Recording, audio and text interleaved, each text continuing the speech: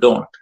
And especially, migrants may not have the access to that, etc. So I think we want to also think about what happens to the substantial part of the population that doesn't have access to these things.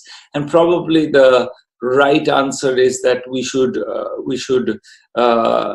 give a bunch of money available to the state governments to try out their own schemes, to be creative in reaching people who are excluded and using NGOs.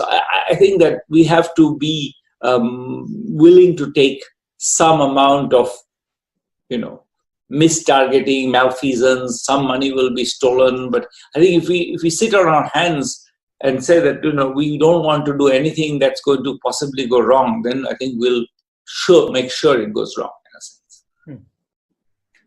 There is a balance between the centralization and the decentralization aspects. I mean, it's true that each state has its own nuances. Kerala is doing something completely different. Uttar Pradesh is doing something completely different. But then the central government also has a particular role that they have to play.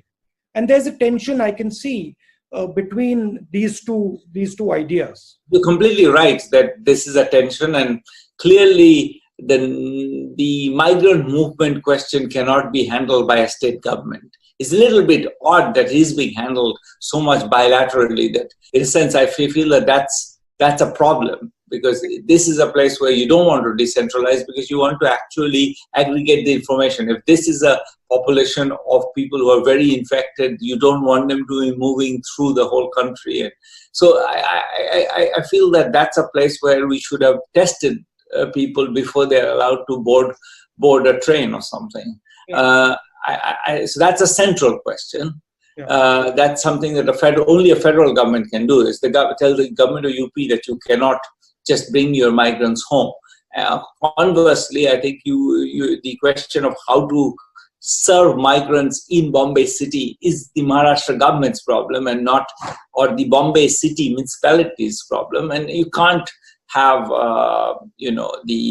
the federal government resolving that. So I think that you're exactly right. But I mean, what's your thought on that? Right now, it seems like we are sort of it seems like it's something that can't possibly be resolved.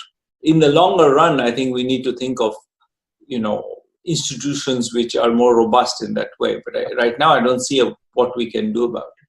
I mean, I feel that you have to create option value. So decentralizing as much of it as possible, which they can handle at the local level, is, in my view, a good thing. So the tendency should be to sort of parcel out things that can be managed at the district level and at the state level. Of course, there are some things that, district magistrates can't decide about airlines and about, railways and stuff. So I feel that the big decisions should be national. And then even on the lockdown front, leeway should be given to the states. That is, you want to lock down, you want to understand the nature of your lockdown, you please do your lockdown. So you give option value to the state, and the state can say, okay, actually, I'll do this and I won't do that. And the risk sort of comes on the state, and then they manage it better. That would be how I would think about it. But I think the current government has a slightly different view. They prefer to sort of manage and see the thing and centralize the thing. I mean, there are two perspectives. I don't necessarily think one is wrong and one is right. I veer towards the decentralization.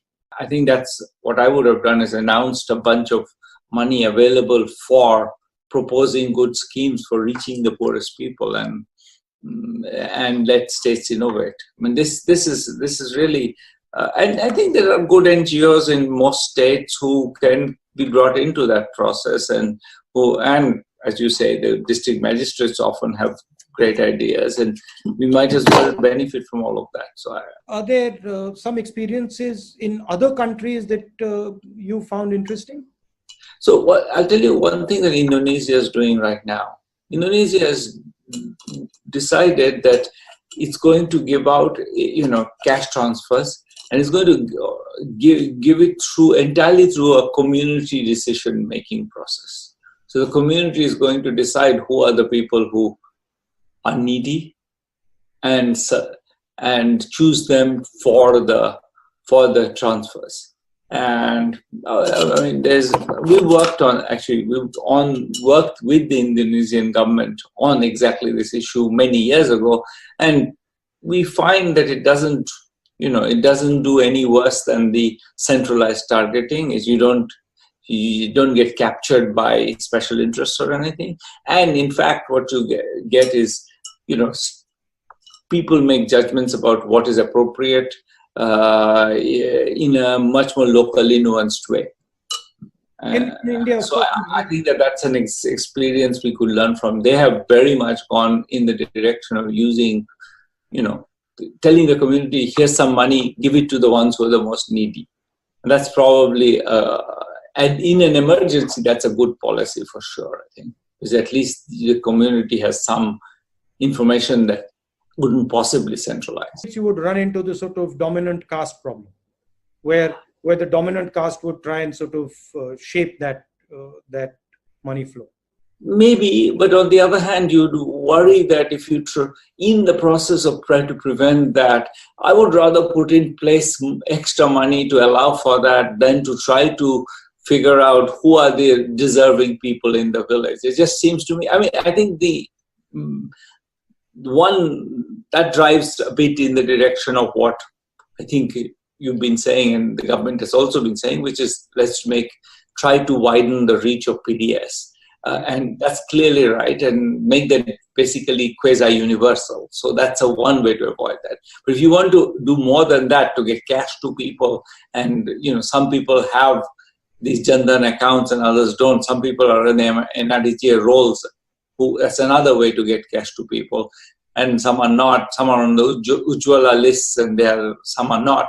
Once you got through those lists, you still find that there is a bunch of people, many millions, who are excluded.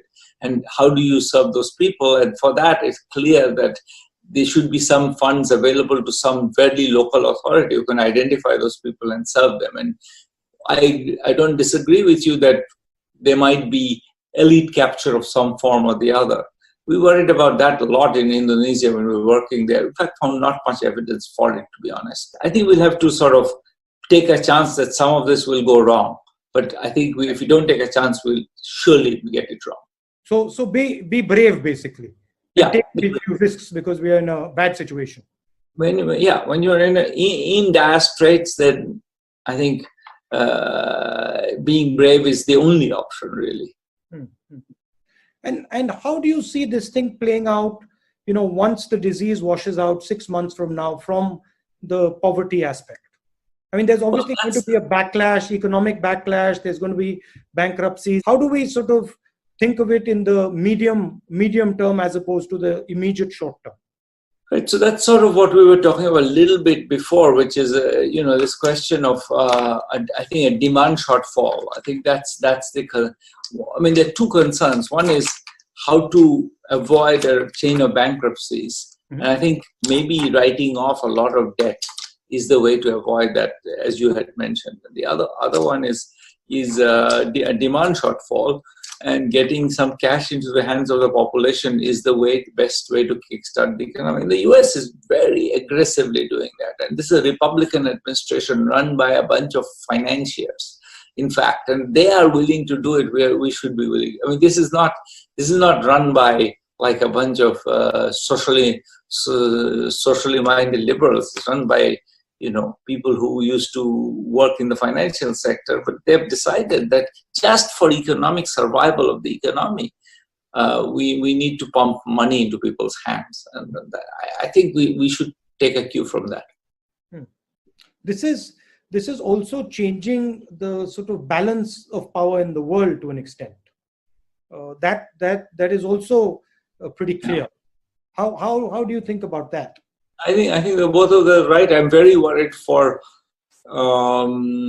countries like France and Italy, which especially Italy, I think, had a fairly disastrous outcome, and partly that's a result of the state being the Italian state has been run by, really not very, let's say, distinguished people for a while, and as a result, it's sort of the health system was on the last legs when this hit. The U.S. moving much more in a nationalist direction is extremely frightening for the world, for the rise of China being a threat, but if the US starts reacting to it, it could be an extremely destabilizing threat. So I think that's something to worry about a lot. The undercurrent is that strong leaders can take on this virus. What is being sold is that it requires one man to charge into, against the virus. That's really the problem. That has been disastrous, as we know. I mean, the US and Brazil are two countries which are just messing up right and left, and these are two quote-unquote strong men behaving like they pretending that they understand anything, but even what they say every day is kind of laughable. So we have this. If anybody wanted to believe in the strongman theory, this is the time to disabuse themselves. Thank you very much, and thank you. That was a pleasure. Please, when you're in India, let's have a cup of tea or something. Yes, that would be lovely. Yeah. And regards to everyone at home. Yes, likewise. And take care of yourself.